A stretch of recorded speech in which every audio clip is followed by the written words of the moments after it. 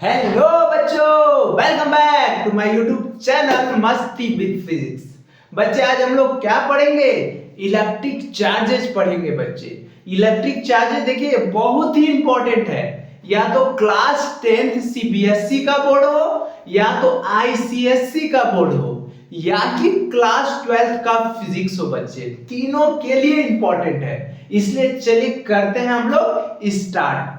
इस लेक्चर को बहुत ही इंपॉर्टेंट है और अच्छे से पढ़ना है बच्चे आप लोग को, क्योंकि हम हैं शुभम, आप हो अपने ही चैनल मस्ती विद फिजिक्स पे। चलिए स्टार्ट करते हैं। तो देखिए सबसे पहले बात आता है बच्चे कि इलेक्ट्रिक चार्ज कहते किसको है।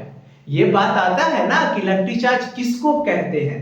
तो देखिए इलेक्ट्रिक चार्ज जो होता है बच्चे, इट इज इक्वल होता है टू द प्रोडक्ट ऑफ, क्या होता है product, electric current and time taken.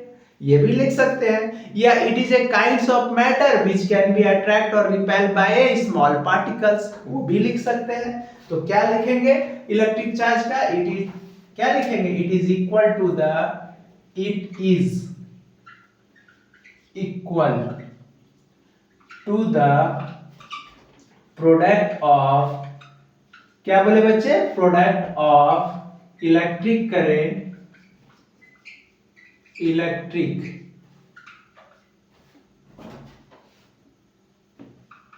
Current and time taken,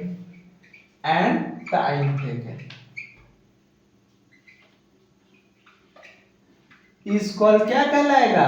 इस call electric current, electric charge कहलाएगा। क्या कहलाए बच्चे? उसको हम लोग इलेक्ट्रिक चार्ज बोलेंगे। आए बात समझ में? जैसे mathematically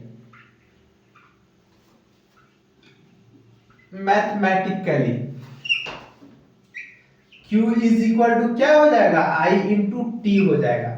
Q is equal to I T हो जाएगा। Where Q is equal to क्या है? चार्ज है। क्या है बच्चे? चार्ज है। I क्या है? इलेक्ट्रिक करंट है। क्या है? इलेक्ट्रिक करंट है। और T क्या है बच्चे? यहाँ पे टाइम है। क्या है बच्चे? टाइम है। क्या है? टाइम है। तो याद हो गया। क्या बोलेगा आपसे कोई भी कि इलेक्ट्रिक चार्ज किसको बोलते हैं, तो क्या बताएंगे आप लोग कि Q is equal to I T होता है, जहां पे Q चार्ज है, T टाइम है और I क्या है? इलेक्ट्रिक करंट है। कोई दिक्कत नहीं है। तो अब देखिए इलेक्ट्रिक करंट जो हो गया बच्चे, तो यहाँ पे इलेक्ट्रिक चार्ज के बारे में हम लोग पढ़ रहे थे। It is equal to the product of electric current and time taken. अब ऐसा यूनिट पूछेगा बच्चे, SI यूनिट ऑफ Q पूछेगा। तो SI यूनिट ऑफ Q तो क्या होगा? SI unit of I into SI unit of क्या होगा? T होगा। तो देखिए तो SI यूनिट ऑफ I क्या हो जाएगा बच्चे? एम्पियर हो जाएगा। और टाइम का क्या हो जाएगा? सेकेंड हो जाएगा। तो एम्पियर इंटू सेकेंड को ही हम लोग क्या बोलते हैं? 1 कूलम बोलते हैं। तो आप लोग से कोई भी पूछेगा कि चार्ज क्या है, तो क्या लिखेगा? It is equal to the product of electric current and time taken. उसी को तो बोलते हैं हम लोग बच्चे, कोई भी इलेक्ट्रिक करंट किसके कारण होता है? फ्लो ऑफ चार्ज के कारण। तो चार्ज, टाइम करंट जो है टाइम के साथ कितना फ्लो कर रहा है, उसी को तो चार्ज बोलते हैं। तो वही लिखा है, it is equal to the product of electric current and time taken is called electric charge. Q is equal to क्या हो गया उसका फॉर्मूला? I T. Q आप स्मॉल लिखिए या कैपिटल, कोई प्रॉब्लम नहीं है। Q क्या है? यहाँ पे चार्ज है, I इलेक्ट्रिक करंट है, T टाइम है, और SI यूनिट क्या होगा चार्ज का? SI यूनिट चार्ज होगा एम्पियर इनटू कूलम। उसी को हम लोग क्या बोलते हैं बच्चे? 1 सेकंड बोलते हैं। क्या बोलते हैं? 1 सेकंड। ठीक है बच्चों। तो देखिए CGS unit of electric charge क्या होता है? AB कूलम होता है। AB कूलम को बच्चे हम लोग क्या बोलते हैं? एब्सोल्यूट कूलम बोलते हैं AB कूलम को। या दूसरा होता है इलेक्ट्रोमैग्नेटिक यूनिट ऑफ चार्ज, इसी को EMUF चार्ज बोलते हैं। याद रखिएगा 1 coulomb is equal to 1/10 AB coulomb होता है, या 1/10 EMUF चार्ज होता है। आया बात समझ में? ये चार्ज हो गया। अब हम लोग बात करते हैं बच्चे, चार्ज तो हम लोग जानते हैं पॉजिटिव, निगेटिव, जीरो तीनों होता है। चार्ज दो तरह का हम लोग देखे थे, पॉजिटिव और निगेटिव। ऐसे चार्ज तीन तरह का होता है, पॉजिटिव, निगेटिव और जीरो। जीरो मतलब न्यूट्रल चार्ज, जिसको न्यूट्रॉन हम लोग बोलते हैं। आया बात समझ में? अब बात करते हैं बच्चे प्रॉपर्टीज ऑफ चार्ज के बारे में, प्रॉपर्टीज ऑफ चार्ज के बारे में। किसके बारे में? प्रॉपर्टीज ऑफ चार्ज, या उसी को हम लोग कैरेक्टरिस्टिक्स ऑफ चार्ज भी बोलते हैं। तो बात करते हैं properties of charge. Properties of charge, ठीक है। तो पहला प्रॉपर्टी जो बेसिक प्रॉपर्टीज होता है, हम लोग याद रखते हैं, बच्चा से पढ़ते आ रहे हैं, क्या? Like charge. क्या पढ़ते थे? Like charge repel each other, repel each other. है बात? क्या बोले? Like charge repel each other and unlike charge, unlike charge attract each other, attract each other। यही ना पढ़ते थे हम लोग कि like charge repel each other, unlike charge attract each other. Second point, charge जो होता है बच्चे क्या? It is a scalar quantity होता है। क्या होता है? स्केलर क्वांटिटी होता है, क्वांटिटी होता है। सेकेंड में क्या होगा बच्चे? इट में बी पॉजिटिव निगेटिव होगा, इट में बी लिखेंगे क्या? पॉजिटिव, निगेटिव और जीरो, तीनों हो सकता है चार्ज। नेक्स्ट प्रॉपर्टीज बच्चे, ठीक है, चार्ज निगेटिव पॉजिटिव तीनों होगा। और चार्ज इट में बी क्या होगा? इट में बी अट्रैक्टिव और रिपल्सिव होगा, अट्रैक्टिव, इट में बी अट्रैक्टिव और रिपल्सिव होगा ना। रिपल्सिव, अट्रैक्टिव और रिपल्सिव कहने का मतलब दो पॉजिटिव चार्ज है बच्चे, मान लेते हैं ये भी पॉजिटिव ये भी पॉजिटिव, तो इसके कारण क्या होगा? रिपल्सन होगा। क्या होगा? रिपल्सन। और ये निगेटिव ये पॉजिटिव, तो इसके कारण क्या होगा? अट्रैक्शन। क्या होगा? अट्रैक्शन। मतलब unlike charge attract each other करेगा और लाइक चार्ज क्या करेगा? रिपेल ईच अदर करेगा। क्लियर है आप लोग को? चलिए आगे नेक्स्ट प्रॉपर्टीज, प्रॉपर्टीज नंबर 5 याद रखिएगा। तो 5 प्रॉपर्टीज क्या होगा? चार्ज जो होगा इज एडिटिव इन नेचर होगा। क्या होगा बच्चे? Charge is additive in nature, ये भी देखेंगे।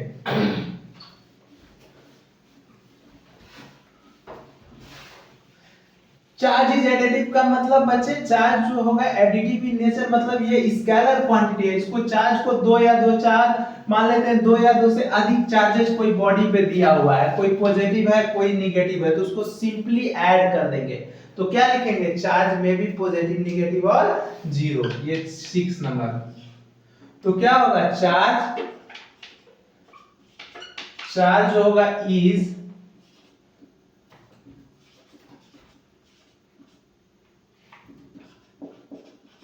एडिटिव इन नेचर होगा। क्या होगा बच्चे? चार्ज जो होगा इज एडिटिव इन नेचर होगा। जैसे कोई एक आइसोलेटेड बॉडी है, ये बॉडी क्या है बच्चे? आइसोलेटेड है, आइसोलेटेड बॉडी है, मान लेते हैं हम लोग आइसोलेटेड कोई सिस्टम है या बॉडी है, ठीक है। अब इस पे चार्ज मान लेते हैं प्लस क्यू है, माइनस Q1 है, Q2 है, प्लस Q3 है, माइनस Q5 है, अब प्लस Q6 है। तो टोटल चार्ज कितना हो जाएगा इसका? इसका total charge is equal to, इसका लिखेंगे तो total charge is equal to जोड़ देंगे तो Q1 minus Q2 plus Q3 minus Q5 अब प्लस Q6 कूलम, क्योंकि इसका ऐसा यूनिट कूलम होता है। सिंपली ऐड कर देंगे बच्चे, इसीलिए हम बोले charge is additive in nature होता है। देखिए 6 पॉइंट बहुत इंपॉर्टेंट है। चार्ज जो होता है बच्चे ना, चार्ज जो होता है इज इंडिपेंडेंट होता है ऑफ स्पीड ऑफ पार्टिकल्स के, स्पीड ऑफ पार्टिकल्स के। देखिए एक बात याद रखिए, हम बोले चार्ज इंडिपेंडेंट होगा स्पीड ऑफ पार्टिकल्स के, मतलब ये बात बहुत बड़ा इंपॉर्टेंट है। क्या इंपॉर्टेंट है कि अगर स्पीड ऑफ पार्टिकल्स पे डिपेंड कर देता ना बच्चे, तो हम लोग बोलते हैं ना कि एटम्स न्यूट्रल है, न्यूट्रलिटी ऑफ एटम वायलेट हो जाता, गलत हो जाता। क्यों? क्योंकि उस पे चार्ज आ जाता बच्चे। अकॉर्डिंग टू आइंस्टीन का रिलेटिविटी ऑफ थ्योरी हम लोग बात करते हैं, तो वो बताए थे formula E is equal to M C square दिए थे, ये एम सी स्क्वायर का फॉर्मूला दिए थे, जहां पे m जो है था ना बच्चे, ये मूविंग मास है। मूविंग मास मतलब टाइम डिपेंडिंग मास, इसको रेलेटिविस्टिक मास बोलते हैं। तो इसको हम लोग m को लिखते हैं, m बराबर होता है m not root over 1 minus V square by C square, ये मास होता है। जहां पे ये m नॉट मास जो है ना, वो रेस्ट मास है, हम लोग का मास है, रेस्ट मास। और यहाँ पे v क्या है? स्पीड ऑफ पार्टिकल्स है, स्पीड ऑफ पार्टिकल्स है, स्पीड ऑफ पार्टिकल्स है। और c क्या है? स्पीड ऑफ लाइट है। कहां पे? फ्री स्पेस में। कहां पे बच्चे? फ्री स्पेस में, फ्री स्पेस में। याद रखिएगा हम क्या बोले, ये आइंस्टीन साहब क्या बोले थे? बोले थे कि मास जो होगा वो स्पीड ऑफ पार्टिकल्स पे डिपेंड करेगा। किसी का स्पीड ज्यादा होगा तो उसका मास ज्यादा, छोटा पत्थर है और उसका स्पीड ज्यादा है तो उसका मोमेंटम ज्यादा हो जाता है, वेलोसिटी ज्यादा होने के कारण उसका फोर्स ज्यादा हो जाता है, डिफॉर्मिंग फोर्स ज्यादा हो जाता है। लेकिन वही चार्ज बच्चे, उसको कितनो वेलोसिटी से दौड़ा दीजिएगा वो डिफॉर्मिंग नहीं होगा, उस स्पीड ऑफ पार्टिकल्स पे डिपेंड नहीं करेगा। यही कारण है कि एटम्स आर न्यूट्रल होता है। अगर चार्ज स्पीड ऑफ पार्टिकल्स पे डिपेंड कर जाएगा ना, तो हम लोग बोलते हैं ना, खाना खाते हैं तो हम लोगों के बॉडी में अंदर एमिनो एसिड मिलता है, वो भी एमिनो एसिड भी अनस्टेबल हो जाएगा, उसके कारण हम लोग अनस्टेबल हो जाएंगे। आ रहा है बात समझ में? अब ये हो गया। एक बात आप लोग से पूछेगा कि डिफाइन करो एडिटिविटी ऑफ चार्ज, तो क्या करेंगे? तो लिखिएगा एडिटिविटी ऑफ चार्ज का मतलब क्या होगा? The total charge on a body, मतलब ये total charge on a body is equal to the algebraic sum of all individual charges. इस बॉडी पे जितना चार्ज काम कर रहा है उसको जोड़ देंगे। हाँ, एक बात याद रखिए, चार्ज कभी भी कोई मेटल के अंदर नहीं होता है, कोई एटम के अंदर नहीं होता है। चार्ज हमेशा उसके सरफेस पे एग्जिस्ट करता है बच्चे। इसी कारण से मेटल या एटम्स के अंदर चार्ज नहीं होने के कारण उसके अंदर इलेक्ट्रिक फील्ड जीरो हो जाता है। आया बात समझ में? इसीलिए तो लोग बोलता है कि थंडरिंग जब हो तो गाड़ी में अगर 4 व्हीलर में पैक करके आप बैठे हुए हैं तो उस पर थंडरिंग नहीं गिरेगा। क्यों नहीं गिरेगा? क्योंकि उसके अंदर फील्ड जीरो है। अगर गिरा भी तो अर्थ को इंपार्ट कर देगा, आपको कुछ भी नहीं होगा। आ रहा है बात समझ में? तो देखिए नेक्स्ट प्रॉपर्टी हम लोग 6 देख लिए। क्या बोले? चार्ज इन बहुत इंपॉर्टेंट है। Charge is independent of speed of particles but mass depends on speed of particles. याद रखिएगा, ये 6 हो गया। हम 7 पॉइंट पे आ रहे हैं। 7 पॉइंट में चार्ज इज क्या होगा बच्चे? चार्ज इज कंजर्व्ड होगा। क्या होगा? चार्ज इज कंजर्व्ड होगा। 6 7 लिखेंगे क्या? Charge is conserved. Charge is 7 में क्या होगा? Charge is conserved. 7 पॉइंट देखिए 7 पॉइंट क्या होगा बच्चे? 7 charge is conserved.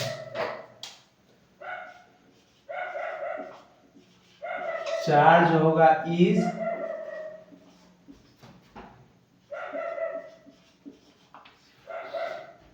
Charge is conserved होगा बच्चे। कंजर्व्ड होगा तो आपसे क्वेश्चन पूछ देगा,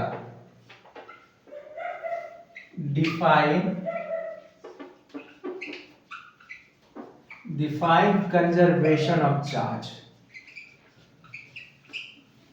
ये पूछ सकता है, आपसे पूछेगा डिफाइन करो कंजर्वेशन ऑफ चार्ज। तो हम लोग जानते हैं कि चार्ज क्या होता है? चार्ज नाइदर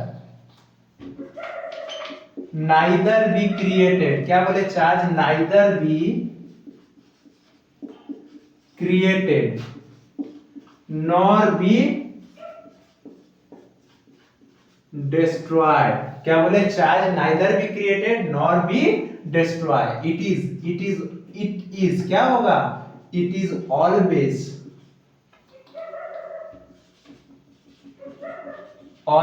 कांस्टेंट होगा। कांस्टेंट का मतलब होता है दैट इज कंजर्व्ड होगा। आया बात समझ में, कंजर्व्ड होगा, दैट इज कंजर्व्ड होगा। इट कैन बी ट्रांसफर और it can be transfer one body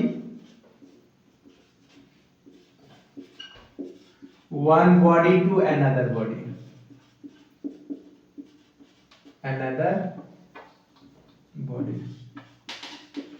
आया बात समझ में, क्या बोले, charge neither be created nor be destroyed, it is always constant that is conserved होगा। It can be transfer one body to another body, मतलब एक बॉडी से दूसरे बॉडी में ट्रांसफर कर सकते हैं। देखिए एक बात आपसे ये भी पूछेगा, कंजर्वेशन क्या होता है? तो कंजर्वेशन का मतलब ये बात याद रखिए बच्चे कि द बॉडी या the system remains unchanged with respect to time, मतलब टाइम के साथ चेंज नहीं कर रहा है, उस पर कोई एक्सटर्नल फोर्स काम नहीं कर रहा है, तो वो सिस्टम क्या है, कंजर्व्ड है। अब हम लोग देखिए नेक्स्ट प्रॉपर्टी, सबसे इंपॉर्टेंट प्रॉपर्टीज आ रहा है बच्चे 7 8 आ रहा है। 8 प्रॉपर्टीज आ रहा है, charge is quantize, charge is, देखिए क्वांटाइज्ड का मतलब याद रखिए, क्वेश्चन आपसे पूछ देगा कि डिफाइन क्वांटिजेशन ऑफ चार्ज, ऊपर लिखेंगे तो पूछेगा डिफाइन क्वांटिजेशन ऑफ चार्ज। तो एक बात याद रखिए बच्चे, चार्ज कभी भी फ्रैक्शनल नहीं होगा। आपसे पूछ देगा कि क्या 1/2 कूलम एग्जिस्ट करेगा, तो बोलिएगा नहीं, चार्ज क्वांटाइज्ड होता है, चार्ज इंटीजर हो सकता है लेकिन फ्रैक्शनल नहीं हो सकता है। आया बात समझ में, यही वर्ड है क्वांटाइज का मतलब है चार्ज कभी भी कोई बॉडी पे फ्रैक्शनल नहीं होना चाहिए, इंटीजर में होना चाहिए, मतलब -1 2 3 0 1 2 3 4 ये सब होना चाहिए, लेकिन 1/2 2/3 3/4 4/5 ये सब नहीं होना चाहिए। लेकिन मास फ्रैक्शनल होता है, चीनी जाते हैं लेते तो बोलते हैं भैया 1 केजी चीनी देना, आधा केजी चीनी देना, भैया बोलते हैं ना। तो देखिए मास फ्रैक्शनल हो गया तो मास कभी क्वांटाइज्ड हो ही नहीं सकता है, लेकिन चार्ज ऑलवेज क्वांटाइज्ड होगा, ये बात याद रखेगा। तो इसी बात पे आपसे चार्ज और मास में डिफरेंस भी पूछ सकता है। तो चार्ज इज क्वांटाइज्ड। तो नेक्स्ट 7 था। अब क्वेश्चन हम आते हैं लेके कि define quantisation of charge.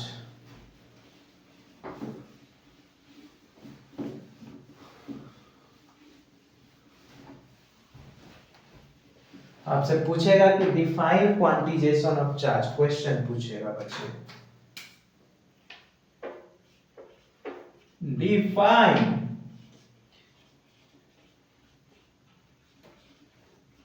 Quantisation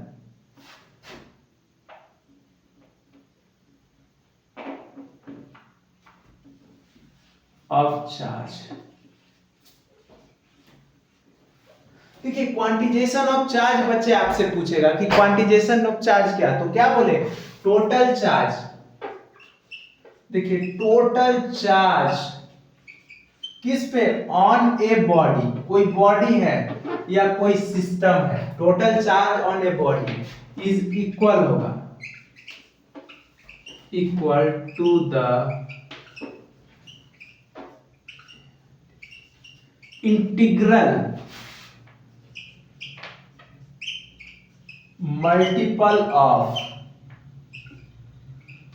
its